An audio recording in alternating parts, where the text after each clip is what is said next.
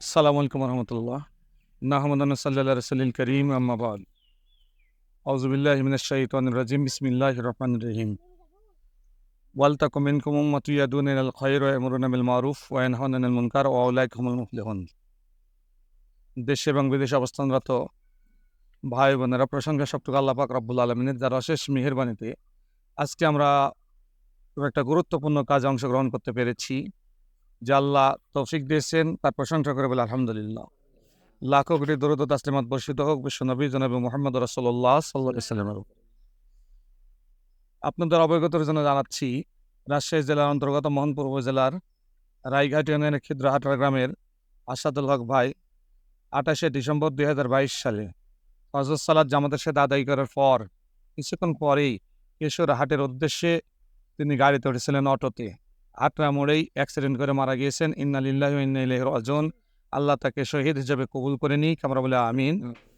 তার অসহায় পরিবার, ছোট্ট দুইটা এতিম বাচ্চা আপনারা দেখতে পাচ্ছেন। এই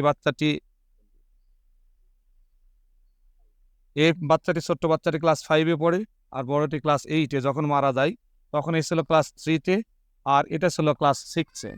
এই হলো এদের সাংসারিক অবস্থা। বাংলাদেশ জামাত ইসলামীর কেন্দ্র নায়েবে আমির অধ্যাপক মুজিবুর রহমান নিজে এখানে এসে পরিবারের অবস্থা দেখে তিনি পরামর্শ দিয়েছিলেন যে আমরা যেন তাদের কর্মসংস্থানের জন্য একটা উন্নত জাতের গাভীর ব্যবস্থা করে দিই। আমরা অনেক খোঁজাখোঁজের পর সাইওয়ান জাতের একটা বকনা বাছুর পেয়েছি। এটা আমরা আল্লাহ পাক রব্বুল আলমিনের হাতে, এই বাচ্চাদের হাতে তুলে দিচ্ছি। আল্লাহ পাক রব্বুল আলমিন তাদের এখান থেকে তাদেরকে স্বাবলম্বী করুক, এটাই আমরা দোয়া করছি। আমিন। আর আপনারা প্রত্যেকেই তাদের জন্য দোয়া করবেন, পারতপক্ষে তাদের হেল্প করার চেষ্টা করবেন। বাংলাদেশে যত এরকম পরিবার রয়েছে তাদের সকলকে হেল্প করার চেষ্টা করবেন।